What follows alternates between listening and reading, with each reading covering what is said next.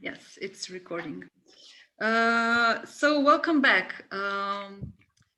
As I was just now mentioning in our quick conversation with our next speaker, we kind of finished the first part of this conference by tackling or addressing some issues that deal more with the economics of coal and coal production currently, and how that impacts national plans for coal phase out, a manageable coal phase out. We were addressing this issue of having to basically be in a position now of how well do you want to manage actually a coal phase out, and if a sooner date or a date of coal phase out that aligns more with the Paris Agreement actually helps you do the transition in a manageable and hopefully a more just way. So we kind of addressed the economics behind coal production, and that way we kind of leaned into the upcoming presentations. I'm very happy to have with us today two representatives of two energy utilities that have some of the most ambitious coal phase out plans, at least in the European landscape. So we're interested to hear their perspective and maybe more the economic rationale behind the speedy move away from coal. Because we all know, and as it has been mentioned a bit in the previous presentations, the energy market, of course, is shifting and has changed. The prices of emission allowances are currently reaching their record high, and we have, of course, economically viable other alternatives. So that's as much as I would say on the topic, and I would now invite and give a quick introduction for our next speaker. We have with us today Magnus Hornø Gottlieb from Ørsted. He's a global public affairs advisor at Ørsted, the energy utility that has sort of been undergoing a transformation from a coal and oil intensive energy company to also a global player, an important global player in offshore wind production and in general renewable, and becoming one of the largest, I think, renewable energy companies in the world. So without much more introduction, I would invite now Magnus to share the story and basically their thinking behind this transition in their business. Thank you so much, Katja. Wonderful to be here. Nice to meet all of you. I've prepared a fairly long presentation. I hope I'll be able to run through it all. I'll just share my screen, and hopefully you can see what I see now. Do you see the first slide? Wonderful, thank you. And I can see some faces. If you have any questions that can be answered shortly, I suggest you just shoot. Otherwise, we'll have a Q&A session afterwards. Now, my name is Magnus Gottlieb. I'm a senior advisor at Ørsted. Ørsted is the largest Danish power utility, and we are the world leader within offshore wind. However, only 10 years ago, we were one of the most fossil-intensive energy companies in Europe. And this is the really brief story of our transformation from a fossil-intensive to a green energy company. Let me see if I can see it. Yes, perfect. So I'll try to go through quickly who we were. Then I'll tell you the story of what happened during our transformation. I'll tell you a little bit about where we are today. And hopefully I'll sum up and have a few pointers on what can be learned from this transformation, if anything. So delving right in. Now, Ørsted was actually used to be known as Dong Energy, not a particularly flattering name in English, but in Danish it was short for Danish Oil and Natural Gas, Dansk Olie og Naturgas, which sort of hints at what our main business was when we were initially formed back in 2006, when the then state-owned oil extraction company was merged together with 5 regional and municipal energy utilities in Denmark into the Dong Energy. As you can see from the right, back then, our portfolio was mainly based on fossil energy and oil and gas extraction. That was the main sort of revenue source for us. Back then, we were looking into I chose to bring this picture as well. It sort of hints at what we were good at and what sort of our self-reflection was back 15 or so years ago. This is the front page of our annual report from 2004, and I just think it's marvelous to go back through the archives and see what sort of visual profile we sort of lent to ourselves, because today showing an offshore oil and gas rig wouldn't necessarily be the most politically correct way of communicating a strong and sustainable business. But back then, we prided ourselves that we were the front runners within oil and gas exploration in the Danish North Sea. Being a Greenpeace conference, I figured I would bring this photo as well. This is from young Danish climate activists in 2009, blocking one of the entrance for one of our power plants in Copenhagen, protesting our use of coal in the power generation. This is not a sanctioned slide by Ørsted, but I think it tells a good story of where we used to be. We weren't necessarily the ones that were invited to speak at Greenpeace conferences. So at least I'm glad I'm here today. So what actually happened? Well, back in 2012 or so, when our largest transformation story began, we were looking into a future landscape here in Europe, where our main business is, with an extreme sort of shift towards renewable energy generation from fossil generation. These are some, well, this slide is obviously from 2007, but I guess the same thing is the case today. We saw a mega trend in the power and energy sector moving towards renewable energy that we to some extent heeded. We had at the time begun our sort of strategic bet on offshore wind and onshore wind generation, as well as a lot of other renewable power options. But this was sort of the mega trend. However, in Ørsted as well, we made the decision in the between 2006 and 2009 in betting massively on natural gas action, because one thing, we had a large natural gas exploration business. Secondly, we saw natural gas as an upcoming winner in the sort of green air quotes transformation, simply because we figured that strategically in the longer term, coal would be put at a disadvantage. However, we also experienced that around the time where we had made a significant bet, from betting more on natural gas and perhaps slightly less on coal, I'll get back to our coal positions.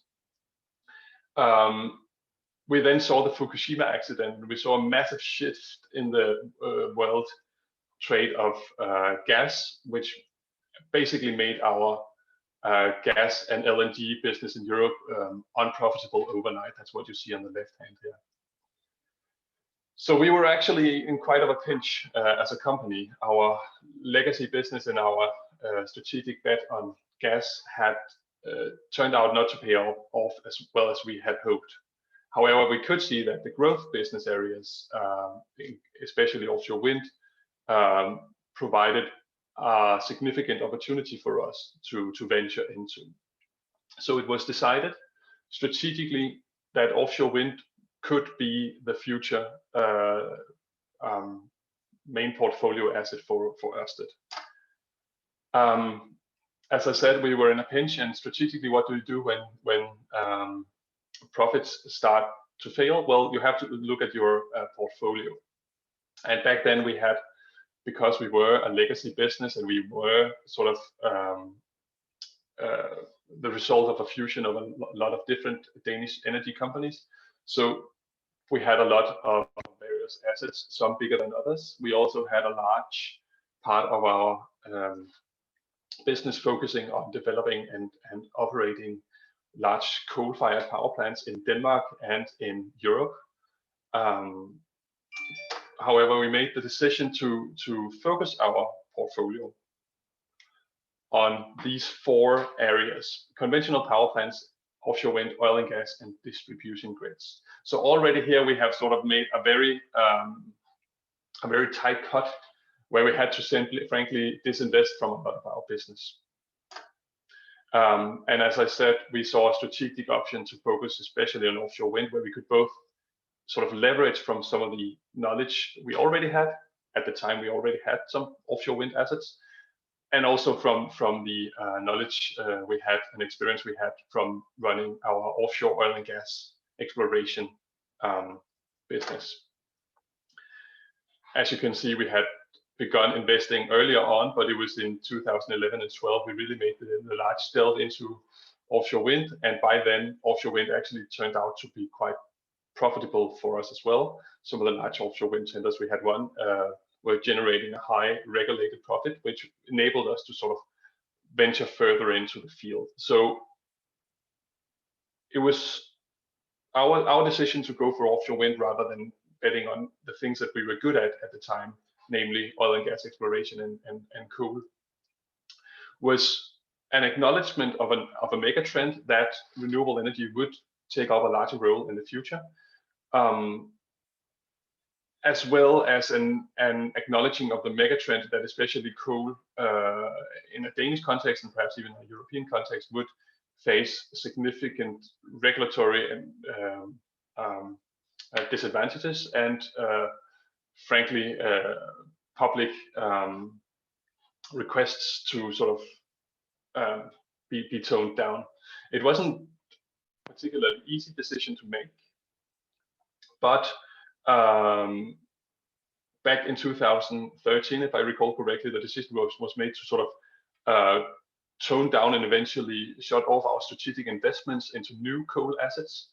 And later in 2018, we made the decision to replace all of our coal generation with renewable biomass or other renewable energy sources.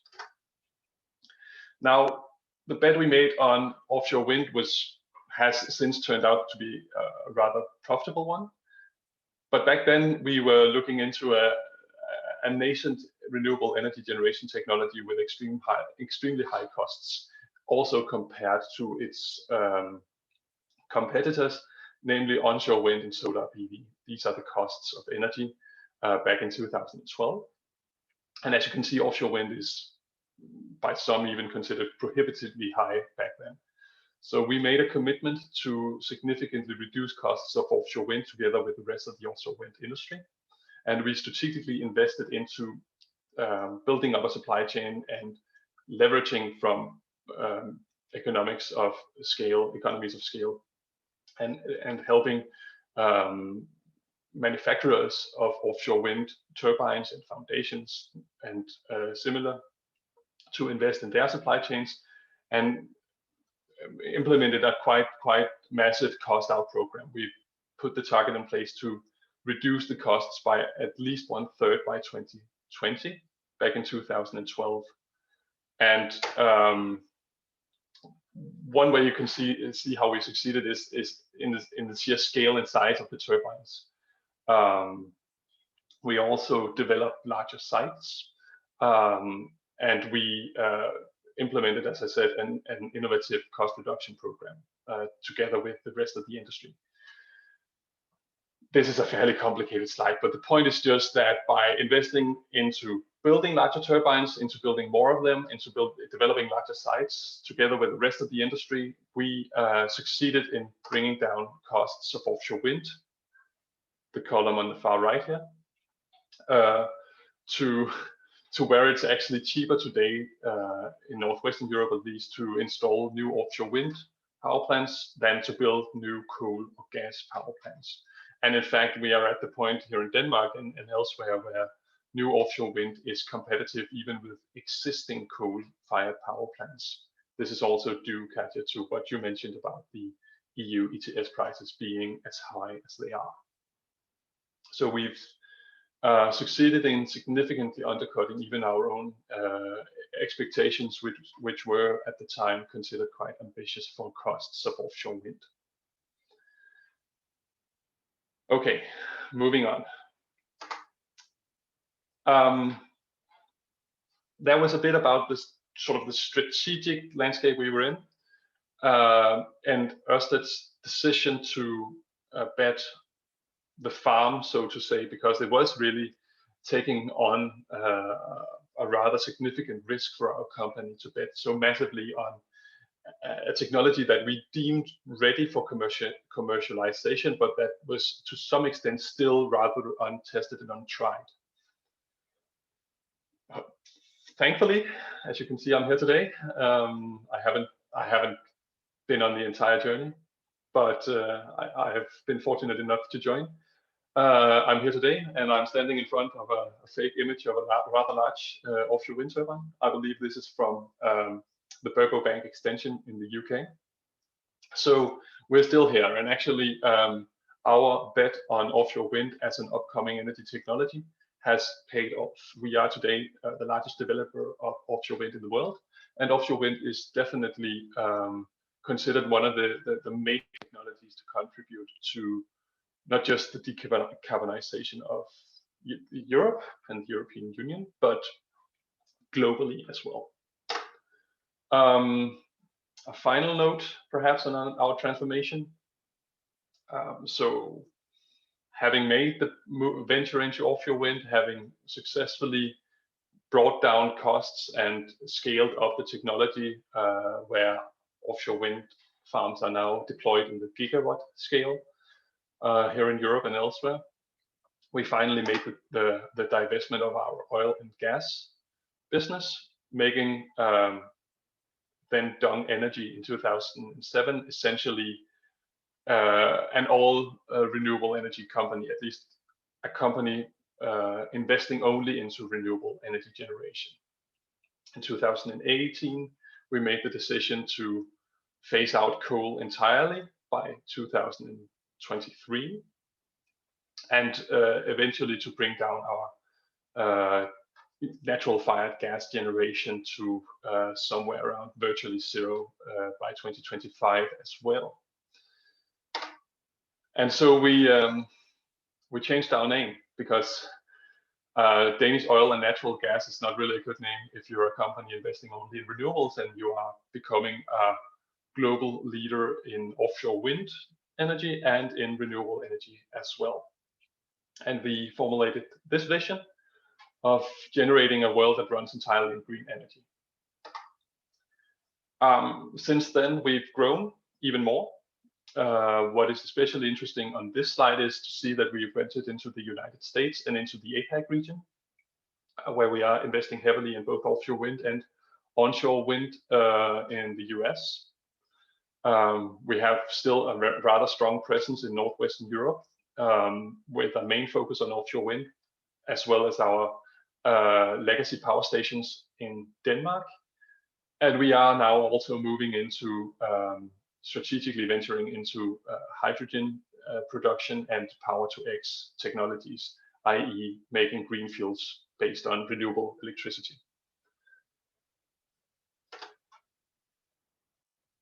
As I told you, these are sort of our forecasts for our power portfolio. By 2023, we'll be, I'd say, virtually carbon neutral, almost as good as, at least. And our share of power generation will be 95%. I think actually even more since this slide has been made.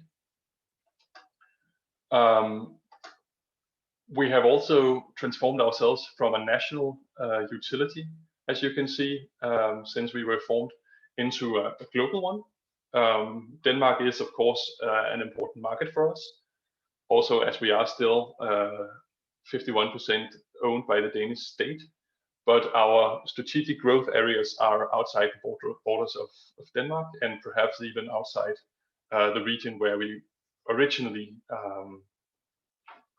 grew and made our venture into renewable energy.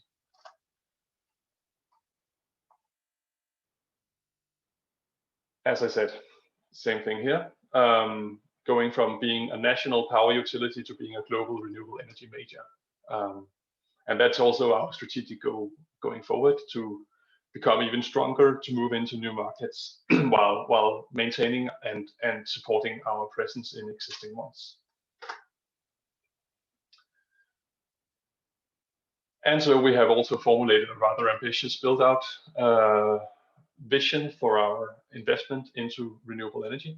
We hope to have 30 gigawatts of renewable energy online within the next 9 or so years, globally, being enough to power around 50 million people.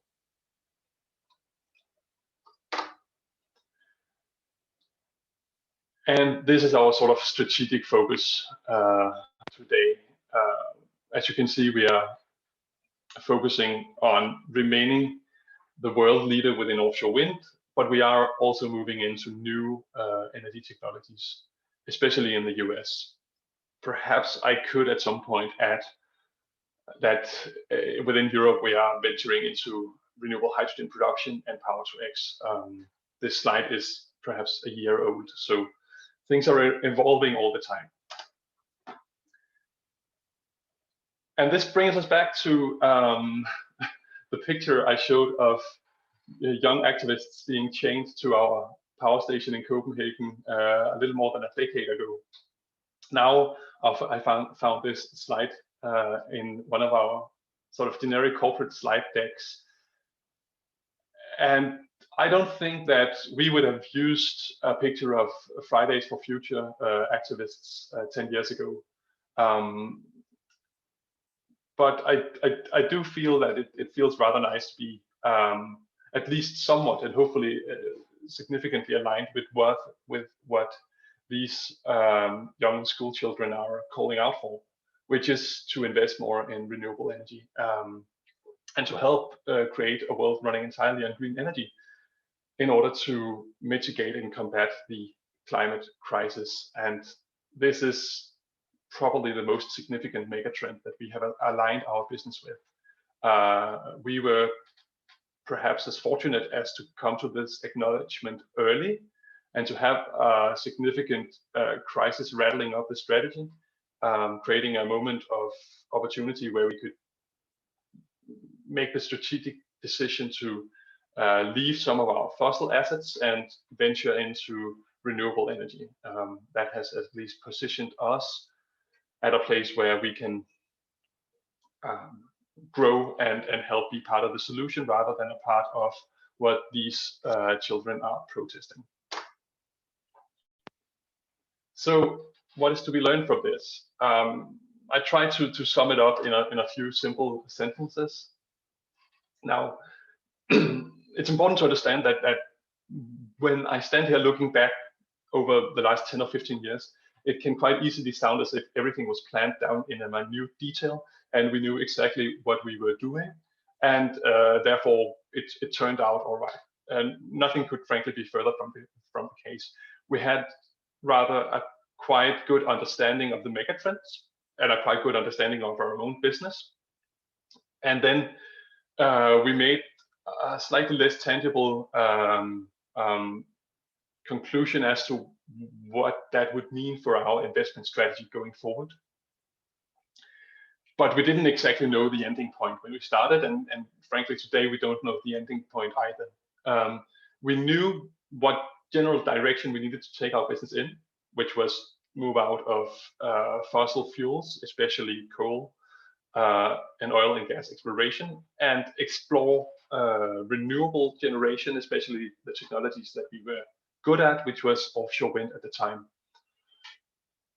But we didn't have sort of a way plan plotted out. We focused on the long-term goal, moving into renewable energy, and then on the extreme short-term sort of challenges and opportunities. So what to do on Monday. Secondly, I'd say that the reason we managed to succeed was that we made a quite significant bet on offshore wind at the time that we did, and it turned out to be a good bet. I don't think we would have succeeded if we had made the same strategic venture, but only gone halfway, or only sort of invested half into offshore wind.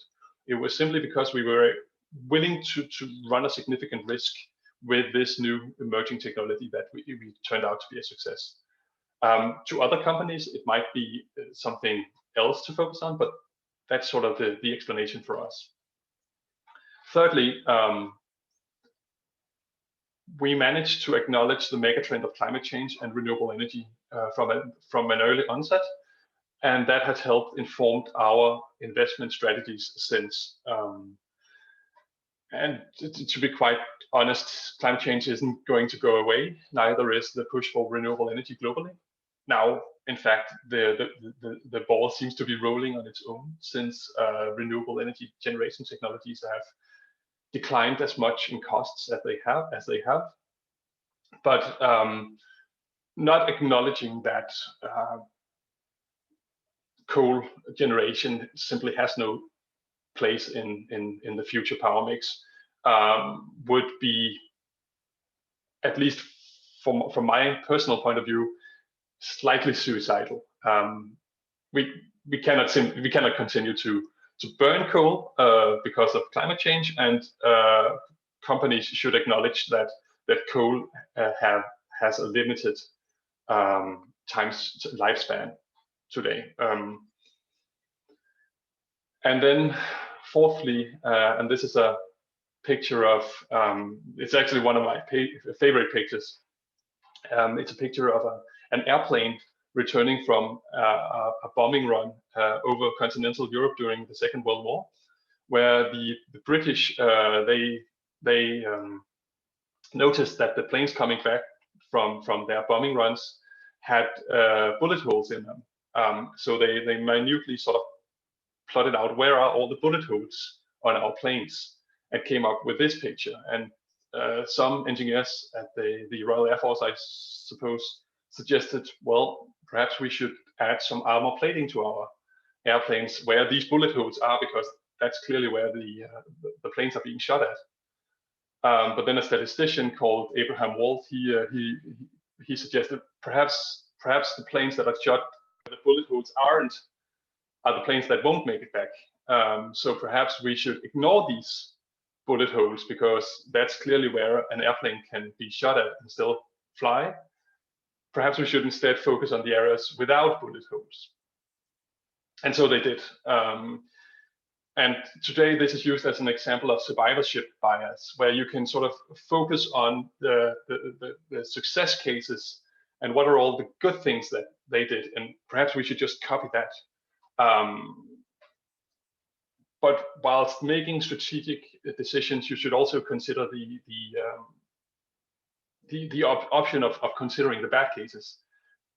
Where are the companies that perhaps didn't make it or haven't gone through the transformation in the same way or as successfully, and try to come up with your conclusions, both by looking at cases such as Ørsted, which I hope I have convinced you now is a case of a success story, but also look at some of the cases of companies and utilities, and perhaps even countries that choose strategically to focus elsewhere and perhaps don't make it as good. It seems, Katja, that I've gone 3 minutes over time. I apologize. I hope that I, to some extent, have enlightened you and given you some idea of our transformation from a fossil-based to a green energy company, and I look forward to taking your questions. Thank you, Magnus.